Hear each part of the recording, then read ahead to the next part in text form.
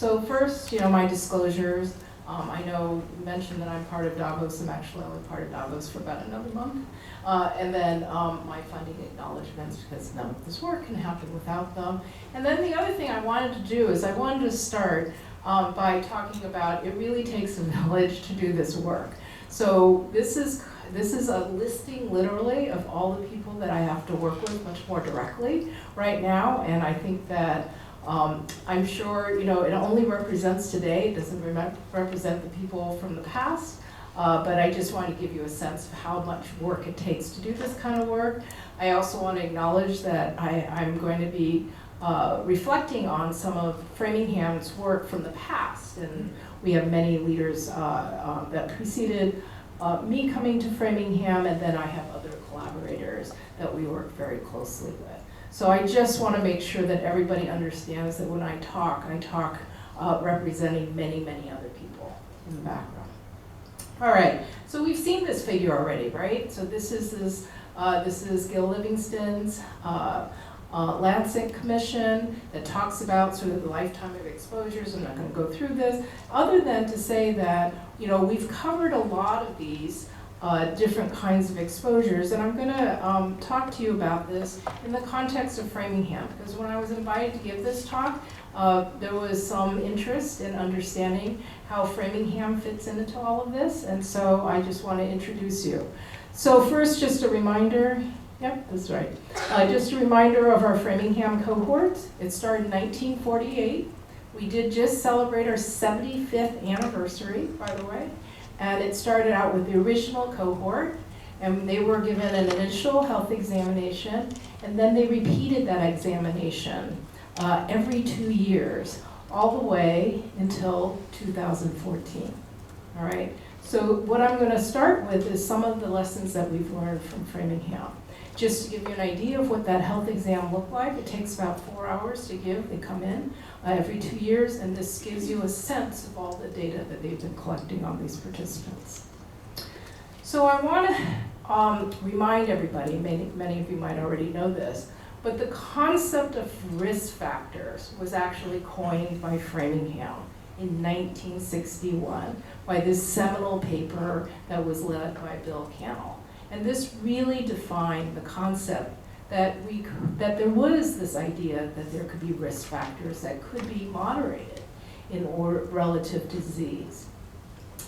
And then I wanted to give a shout out to Phil Wolfe and Ralph D'Agostino, because they're really the ones that first created the concept of the Framingham stroke risk profile that really talks about cardiovascular risk factors that many physicians today use in their clinics.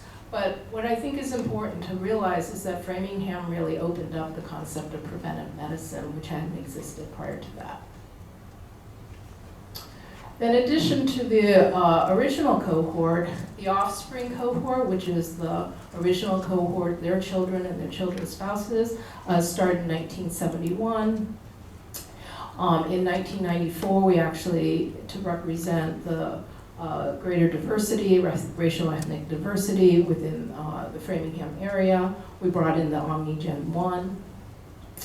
And then in 2002, we brought in the third generation. So this would be the grandchildren of the original cohort in 2002, and we added another OmniGen 2 cohort that reflected both people who were related to the OmniGen 1 and then additional people. So now I want to give you the context, though, of Framingham related to the brain, right? Because it's in the name, Framingham Heart Study. So what people don't naturally think about Framingham Heart Study, particularly in respect to brain aging and dementia research. So now what's interesting is that at Framingham in 1976-78, they actually administered a very short neuropsych battery. It was only about 15 minutes long, but it really established sort of the dementia studies at Framingham for the first time, although I will tell you at that time they didn't know that. In 1981, they brought in the mini mental state exam, and that was allowing them to now look for incident changes in cognition. What's important to note is that it wasn't until 1984 that the NINDS-ADR-ADA came up with the diagnostic criteria for Alzheimer's disease. So a lot of the work at Framingham predated actually the diagnostic criteria. The NIA actually entered into the Framingham Heart Study in 1989. That is when they first funded the Epidemiology of Dementia grant. And then in 1999, we had a very big sea change in that the NIA again came in and they funded adding a much more comprehensive neuropsych exam, as well as bringing brain MRI scans into 1999. We've continued that now continuously. I will say that our last cohort from the original cohort died last fall. And so what we've done is, in addition to the core heart study, we've added in lots of different ancillary studies, including ones related to the brain over the last 30 plus years. So I want to share with you what are some of the findings that have come out of Framingham. And I did this in the context of looking at the Lancet Commission paper, because I wanted to show how Framingham has been contributing to this concept of lifespan risk. So we published very early on the effects of education. We looked at central, hearing loss. We actually have also now looked at traumatic brain injury, weight loss, depressive symptoms, physical activity, diet as well, and this is another dietary. So I just wanted to give you kind of comprehensively how we've looked at a lot of these different lifestyle risk factors and other risk factors across the years as it relates to dementia and AD. I also want to point out that Framingham actually did publish much earlier on a study looking at ApoE. In fact, we were the first study to actually indicate that just because you have ApoE4 does not necessarily mean that you will have Alzheimer's disease, because we were able to demonstrate that 50% of our population who were ApoE4 positive did not go on to become demented. That was actually very important. And then, before there was the concept of mild cognitive impairment, there was actually this paper that came out in Framingham defining the preclinical stage of Alzheimer's disease. No one actually remembers this paper, but I like to point it out. So as we're going forward in our brain aging study, we brought our Gen 2 population into it. They also started doing their neuropsych and MRIs. We've now then brought in the Gen 3 population. Again, these are funded through the NIA. And I will tell you, when we funded the Gen 3 grant, or when NIA funded it, it was actually, I think, the first grant that was funded to look at the concept of dementia and Alzheimer's disease in a young adult population. The average age of the participants at the time we got that grant was somewhere between 30 and 40.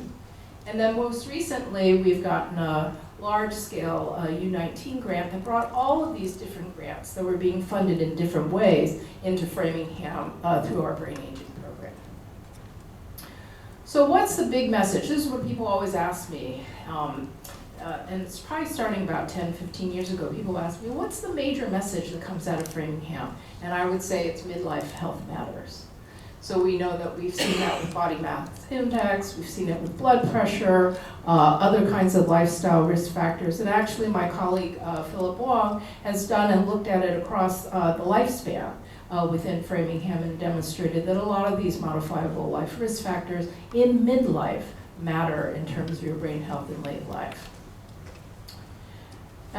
We've now extended this to what we call the AD endophenotypes, so beyond just diagnosed disease, we look at cognition. Again, we can go through and we'll see again the same kinds of messages coming out: age, education, blood pressure, cholesterol, metabolic syndrome, obesity, and more recently I had a colleague who looked at actually occupation on this. And so really the take-home message here is that all these modifiable risk factors that we see matter not just for disease, but even earlier on when we look at cognition. And then that also is true when you look at brain structure as well. So we see it with the stroke risk profile. We've looked at alcohol consumption, and we have actually looked at air pollution. We're going to do one study on air pollution at Framingham. And I hope that in seeing that, there are others of you think that, wow, we should be doing more because they have that data. So anyways, so that's just sort of, oops, really quickly, that was just sort of a very quick run through about the history of Framingham up to this date. But what I wanted to do now is go forward and think about where the future is. So there are lots and lots of limitations to the work that Framingham has done. First and foremost is that we're not a very diverse population, racially, ethnically, geographically, or income either. And that's actually true with many, many studies within the AD field until recently. The other thing that I would like to mention is in the context of thinking about the progression from normal to dementia, what I'd like to call your attention to is this idea of cognition. I'm a neuropsychologist, so that's what I'm very interested in, is what does that behavioral outcome look like? And in this sort of theoretical model of how the disease progresses, we see that cognition is not really considered relevant to much, much later in the disease. And I think that that's been a big problem. So what we've been focused on a lot is sort of thinking about how do we bring, as we think about trying to, we've been talking about prevention. So as we think about prevention and we think about how we need to do things earlier, that means that our outcomes of interest, we have to think about how do we detect that much earlier on. So at Framingham, we took on this sort of impairment detection challenge, and we started by taking sort of what everybody does and continue to do it, just the way they've been doing it. But we added another concept, which is the Boston process approach, and I want to introduce that to you, to those of you who've not heard about it today. So the way in which we implement it is we continue to do, again, everything. We use the standardized methods that everybody uses to collect cognitive function, but we expand the test from a single score. Most neuropsych tests are used where you have a memory test, you get a score, you get executive function test, you get a score, and what we're trying to say is that there's much more information within each test, and you've got to pull out that information. So, it's really about thinking not about what you ended up with, but how did you get there? That's really important, and thinking about how we're going to assess cognition much more effectively. So it's really the value of all responses. So what happens when you give a neuropsych test is that the person will give you lots and lots of responses. Some of those responses are the correct response, the one that traditionally is scored, but it turns out they give you lots of other responses, and we tend to ignore those. So in the Boston process approach, we've decided that that has actual meaning. That's telling you a lot about a person's cognitive process, and that's what we need to capture better. So I'm going to give you an example. So this is a very popular test that's given, Trails B. And so if you look, these are actually two different participants. They're about the same demographics. And they actually, for the total score that you would normally use, that's the one that you would put into your, you would say, oh, this is how that person did on this test. They look pretty much identical, right?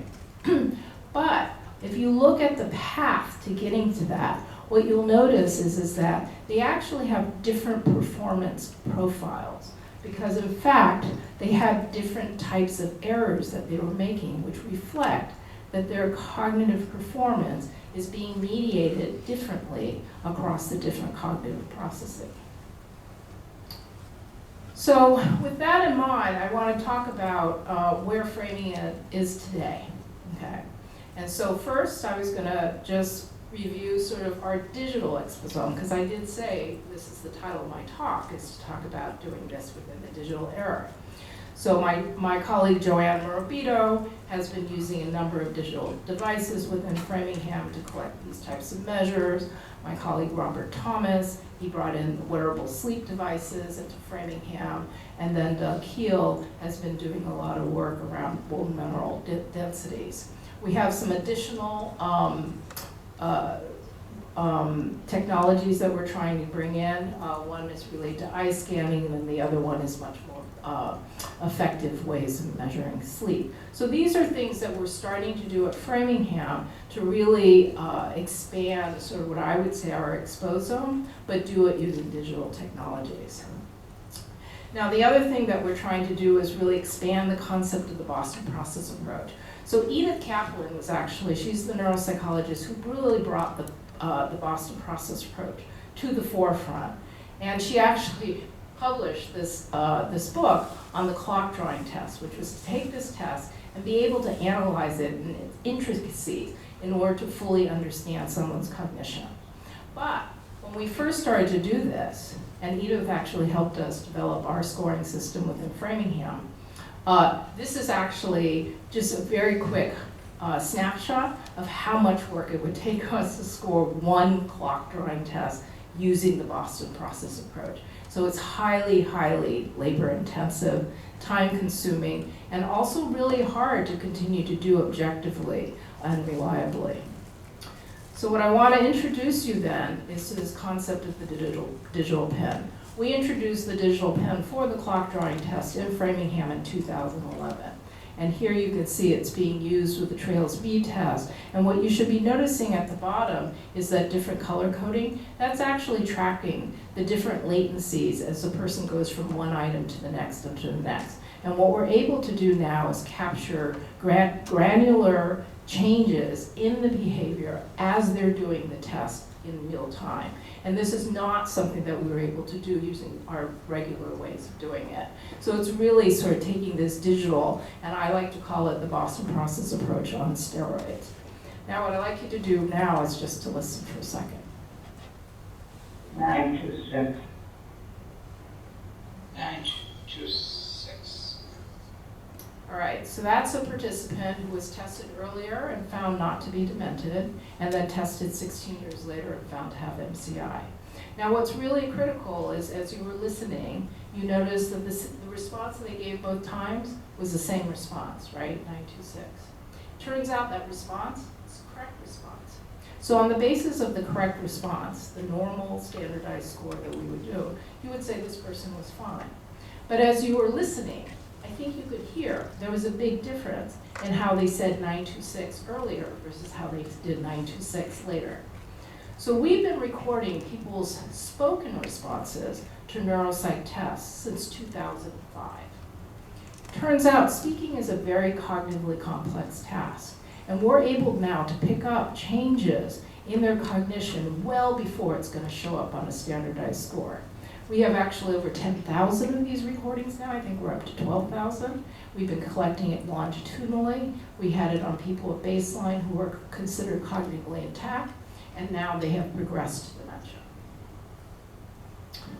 So what's the potential impact of the way in which we're now moving forward is going back to my original goal of trying to detect earlier.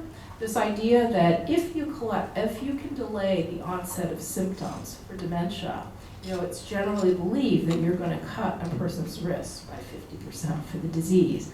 But our belief is if you actually detect it early enough and can do something about it, you're going to prevent disease altogether. And that's really the concept that I've been talking about in terms of thinking about prevention rather than just treatment and cure. So where are we today at Framingham? We've now introduced the smartphone into our studies. My colleague Joanne Marito, she started the EFHS study where she used a smartphone to collect a number of different measures, and then I have continued that on, particularly focused on cognitive related behaviors, including collecting digital voice. And just to let you know, we've taken this protocol, we've been able to do it outside of the US, and we're able to collect this data from people in any language, which is really important because now we're trying to expand so that we can do this work on a global scale, regardless of who you are, where you are, what your education level is, what your language is. And the smartphone allows us to do it because it's the most penetrating technology in the world, right? All right, so now let's talk about beyond Framingham and where the future is headed. So I talked about the smartphone. I use this kind of as my base of what I'm going to use. It turns out that a smartphone, every smartphone, has at least 27 sensors in it. And that's basically you have people with a computer in their hand with data collection tools embedded in it. And we're actually taking advantage of that by trying to collect lots and lots of behaviors that we would normally say are part of this lifespan exposome. So when you talk about whether it's going to be possible to collect this kind of data on an ongoing basis, it turns out it is. And I think all of you probably have a smartphone. So you all are carrying that tool today. And then we layer on top of that sort of the wearable devices, the in-home sensors. So what are we doing today at Boston University that's even beyond Framingham? We take sort of what we're doing at Framingham, and then we're adding other technologies to it. And so this is sort of gives you a sense of the different kinds of applications that we're now bringing in to monitor behaviors on an ongoing basis. So where do we really think the future is? So what I want you to do is I want you to stop and think about what we mean by the concept of innovation. Because usually we think of innovation as doing something outside of the box. And my question to you is, what happens if it's not a box? So one of the things I really want you to do as we think about where are we going into the future, you've got to get outside of the parameters that you have or that you're holding today in order to fully comprehend what's going to be possible in the future. So in talking about that, I want to go back to the concept of blood, because blood has been changing a lot of what we can do in science. So the concept of collecting blood, processing blood, storing blood in order to be available for things in the future. So at Framingham, for instance, when genetics came along, we had stored blood. So we were able to do it, suddenly we were able to turn ourselves into a genetic study by tapping into that stored blood. We're doing that now in the AD world with all the omics. And the question is where are we going to take this with the stored blood? Well, we already know we're starting to move forward 80 blood-based biomarkers, and who knows where else this will take us, right? So this concept is very familiar to us. We're comfortable with this idea that blood is something that you can store, you can collect, you can measure, and you can store. Well, it turns out that you can do the same thing with digital. We have lots and lots of devices out there now that are collecting digital data. We can analyze that digital data for what we know today, and then we can store it for something that's coming down the pike, just like I did with the digital voice. 2005, no one knew how to analyze digital voice in the way that we're able to now. But because I had it, as the science became available, I was able to then use that stored sample, right, this digital sample, in order to push science forward. So in that sense, I want you to think about digital is the new blood, right? And with that concept, if we can go out there and collect our digital data, then this is where I think that we can move the future forward with respect to thinking about exposome monitoring. And if we think about the fact that dementia, Alzheimer's disease is now seen as a lifespan, right? Something that requires lifespan monitoring because the risks of disease are so earlier in life, we can use lots of different technologies across the lifespan in which to monitor this. I think in the long run, we're going to have to move from what I call active engagement technologies into passive engagement, so that as you're interacting with your environment, we're just picking up that data, whether it's off of your computer, off of your smartphone, or from sensors inside your home. And then this is where I think we're really trying to get to, is this concept of what I call fluidic digital biomarkers. It's this idea that it's not one sensor, not one algorithm, not one device. There's no one in any of this. It's actually going to be multi-sensor and continuous data that's changing all the time. We're going to have to bring in our data science AI colleagues to help us use this data. And the other thing that I think is very important to think about is what's the output going to look like. It's not going to be a signal. It's not going to be one pattern. It's not, again, not going to be one of anything. It's going to be this ongoing fluid sense of digital data that comes in from multiple sensors in multiple ways and is always changing, and yet it's going to come out as being the most accurate measure that we're interested in. Why is that? Because we have lots of heterogeneous behavior. We don't sleep the same way, we don't eat the same way, we don't think the same way. So why would we expect the measure to be static? It shouldn't be. And we have now the digital data that allows us to capture the behavior in its real format. So, let's see. So I'm getting to the end, and I have to bring in the concept of data sharing, right? We've talked a lot about it. I think every talk today has mentioned the importance of data sharing. We work the Alzheimer's Disease Data Initiative, and it's really about bringing together all this data, both the traditional data as well as this new digital data, bringing it together, finding a way to then push it to everybody globally, wherever they stand, because that's the only way we're going to get to the reality that I've just been talking about. And I'm just going to leave you with this one last idea also, which is to really think about who we're going to do this work with. And I think it's really important for us not to be prescriptive in thinking about who is going to help us get to this target. And thank you very much.